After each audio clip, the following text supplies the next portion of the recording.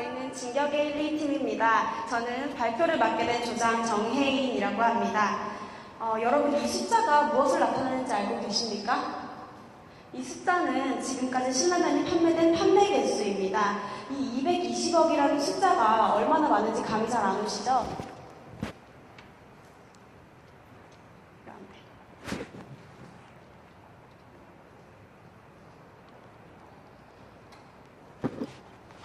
이 신라면 220억 봉지는 지구를 100바퀴 돌 수 있는 양이라고 합니다. 저희가 오늘 소개하고 싶은 K브랜드는 바로 농심 신라면입니다. 가치평가 전문기관인 브랜드스탁에서는 2012-13년 연속으로 신라면을 식품 브랜드 가치 1위로 선정했습니다. 이로써 신라면은 공인된 K브랜드라고 할 수 있겠습니다. 다음과 같은 순서대로 진행하도록 하겠습니다. 먼저 신라면의 역사와 배경부터 알아볼 텐데요. 농심은 자본금 500만 원으로 시작한 회사입니다. 그동안 농심라면, 안성탕면, 짜파게티 등으로 간신히 업계 1위에 도달한 농심은 1위의 자리를 계속해서 유지하기 위해서는 새로운 라면이 필요했습니다. 그 라면이 지금 현재 1년에 8억 봉지가 팔리고 농심의 효자 상품이 신라면인 것인데요. 신라면은 당시 시대의 흐름과 굉장히 다른 맛을 선보였습니다. 바로 매운맛인데요. 당시의 시장 흐름을 살펴보면 된장맛과 순한맛 위주의 라면이 대세였는데 이런 매운 라면은 시장의 흐름이 다를 뿐만 아니라 굉장히 모험적인 도전이라고 할 수 있습니다. 그렇다면 신라면이 어떤 마케팅 전략으로 확고하게 자리매김할 수 있었는지 한번 알아보도록 하겠습니다. 저희가 신라면 마케팅 전략을 연구한 결과 신라면 마케팅 전략을 한마디로 정의할 수 있었습니다. 바로 옹고지신 마케팅인데요. 옛것을 익히고 그것을 미루어 새것을 안다는 뜻의 옹고지신. 지금부터 왜 그런지 한번 살펴보도록 하겠습니다. 저희는 첫 번째 전략을 틈새 시장 공략하기라고 했는데요. 앞서 말씀드린 것과 같이 순한맛, 소고기맛, 된장맛 위주의 라면이 주를 이루던 시장에서 매운맛이라는 틈새 시장을 공략했습니다. 하지만 시대가 흐름에 따라 소비자들의 건강에 대한 관심이 더욱 높아져갔고 신라면은 기존의 매운맛을 유지하되 MSG를 넣지 않고 또한 나트륨 함량 또한 줄여서 판매하고 있습니다. 저희는 시대가 변함에 따라 소비자들의 니즈는 충족시키되 매운맛은 유지하는 것이 신라면의 첫 번째 마케팅 전략이라고 봤습니다. 두 번째 전략은 식품 안전 강화인데요. 농심은 2008년 바퀴벌레 신라면으로 파문을 일었습니다. 이는 그동안 쌓아왔던 농심의 이미지에 큰 타격을 입혔는데요. 대부분의 안전사고는 제조 공정을 포함한 유통 과정에서 발생되기 때문에 유통구조 개선과 유통 과정을 강화하는 데 굉장한 노력을 기울였습니다. 대표적인 사례로는 햇섭 시스템 도입과 고객 안심 프로젝트가 있는데요. 햇섭 시스템이라고 하는 고객이 원재료 생산부터 고객이 섭취하기 전까지의 전 과정에서 유해물질이 혼입되거나 오염되는 것을 방지하는 것을 말합니다. 또한 고객 안심 프로젝트는 제조 공정을 엑스레이로 촬영할 뿐만 아니라 생산 공정을 업그레이드 시키고 말 그대로 클레임을 제로로 하는 데 목표로 하고 있습니다. 이는 식품의 안전성을 강화하고 확보하고 강화하는 신라면만의 마케팅 전략이라고 할 수 있습니다. 세 번째 마케팅 전략은 사회공헌 활동, 즉 CSR인데요.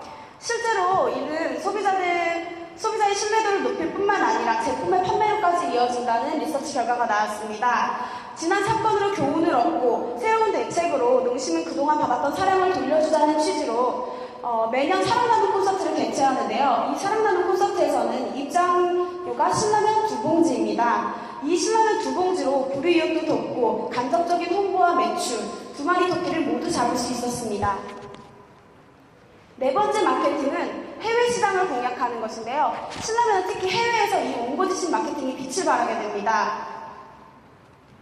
해외 시장에서는 한국의 전통의 매운맛을 현지화시키지 않았습니다. 도대체 한국의 전통의 매운맛이 뭐야? 이렇게 궁금해 하실 텐데요. 저희가 신라면 스프 성분을 한번 살펴봤더니 우리의 김치 만드는 재료와 매우 유사했습니다. 확실히 칠리의 매운맛과는 상대가 안 되겠죠?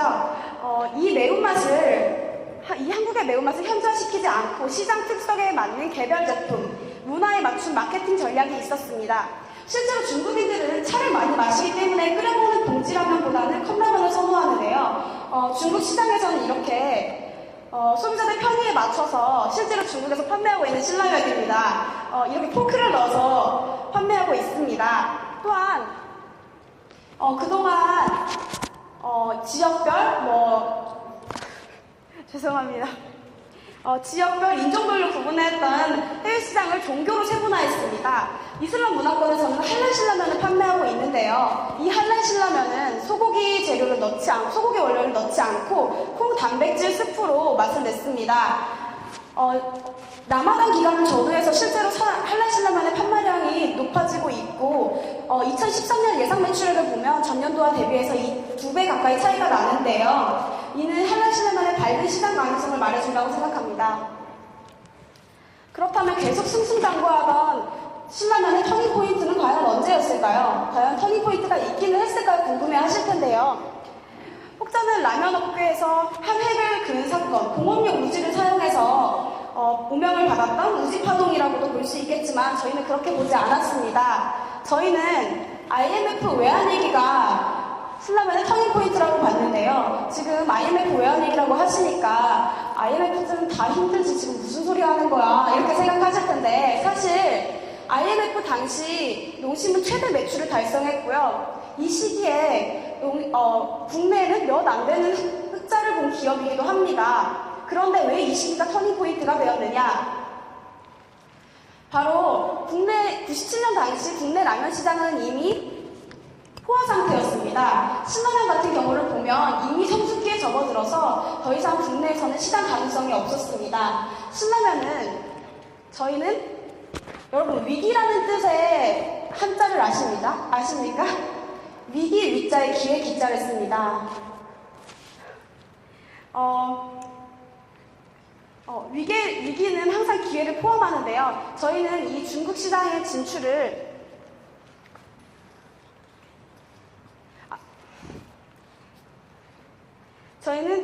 시장 정체기가 곧 시장을 확대할 수 있는 기회라고 판단하고 97년 중국을 선두로 해외 시장에 진출하게 된 것이 터닝포인트라고 봤습니다. 다음은 신라면의 성공 비결입니다. 저희는 이 성공 비결을 4가지로 요약해봤습니다. 맛, 투자, 소통, 그리고 유통 이렇게 4가지인데요. 첫 번째 비결은 한국인이 좋아하는 매운맛입니다. 앞서 말했듯이 물론 한국인이 좋아하는 매운맛이 가장 큰 요소이기도 했지만 신라면이 매운맛으로 터닝포인트에 성공했다는 거에 초점을 맞춰봤습니다. 현재 국내에서 판매되는 라면 중에 가장 매운 라면은 신라면이 아니었습니다. 바로 틈새 라면이었는데요. 그렇다면 왜 소비자들은 매운 라면 하면 신라면을 떠올리게 되는 것일까요? 바로 소비자들 마음속에 특별하게 자리매김했기 때문입니다. 마치 첫사랑과 같은 거죠. 그래서 신라면은 가격 변동이나 불황에도 흔들리지 않는 장수 브랜드가 되었습니다. 또한 라면 하면 신라면이라는 공식이 세워지게 된 것이죠.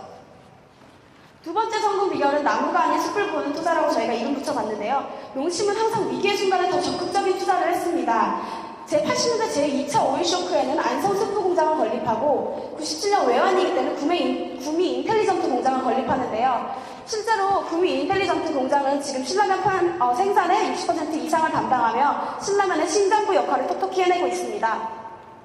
세 번째 성공 비결은 소비자와 네트워크 활성화인데요. 여러분 할랄 신라면이 어떻게 판매된 건지 알고 계십니까? 바로 소비자 게시판에 소비자가 올린 건의사항을 바탕으로 개발된 상품입니다. 또한 MSG 모든 전 상품에 MSG를 프리 선언을 한 것 또한 저희는 소비자와 소통한 좋은 사례라고 봤습니다. 마지막 성공 비결은 바로 유통인데요. 신라면과 같은 제조업종은 기본적으로 판매량을 구축하는 것이 매우 중요합니다. 이 때문에 유통의 효율성을 높이기 위해 국내 최초 GPS를 도입해서 차량 위치 시스템을 도입했는데요. 덕분에 신라면은 최적의 배달 루트를 개발할 수 있었고 물류 비용도 절감시켜서 가격 경쟁력을 높일 수 있었습니다. 해외에서는 보다 광범위한 유통망을 펼치기 위해 소비자와 직접적인 거래를 유도하고 있습니다. 미국의 월마트, 일본의 세븐일레븐, 중국의 타오바오 같은 곳에 판매되고 있습니다. 하지만 신라면도 한계에 부딪히게 됩니다. 바로 해외 시장에서 자국 브랜드와 경쟁하게 되었을 텐데요. 실제로 저희가 조사한 결과 중국 시장에서는 언론 플레이를 피할 수 없었습니다. 그래서 저희가 준비한 마케팅 제안은 첫 번째 제안은 바로 개발도상국에서 사회공헌 활동, 즉 CSR을 실시하는 건데요. 앞서 말했던 국내에서 진행되는 CSR과는 달리 해외에서는 한류라는 매개체를 통해 CSR을 진행하는 겁니다. 이로써 브랜드에 더 친근한 이미지를 구축할 수 있게 될 것입니다. 이러한 CSR은 일방적인 문화 전파가 아닌 자국 사회에 대한 이해와 존중, 상호 소통을 기반으로 함으로써 홍보 효과는 물론이고 좋은 브랜드 이미지를 심어주게 될 것입니다. 두 번째 마케팅 제안은 중국 시장에서 비교 마케팅인데요. 세계 라면협회 조사 결과 중국의 라면 소비량은 전체 1위인데 반해 1인당 라면 소비량은 우리나라 절반에도 미치지 못합니다. 중국 시장에서 신라면은 고급스러운 이미지로 판매되고 있습니다. 그래서 판매량의 차이가 날 수밖에 없지만 하지만 가능성이 큰 중국 시장에서 면, 맛, 식품 안전성 등으로 기존의 중국 라면과 비교를 통해서 신라면의 우수성을 증명할 수 있다면 서민들도 이유 있는 고가임을 각인시키게 될 거고 각인시키게 될 계기라고 생각합니다.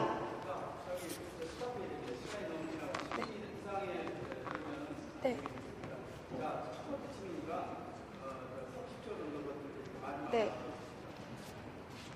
네. 이제 마무리하도록 하겠습니다.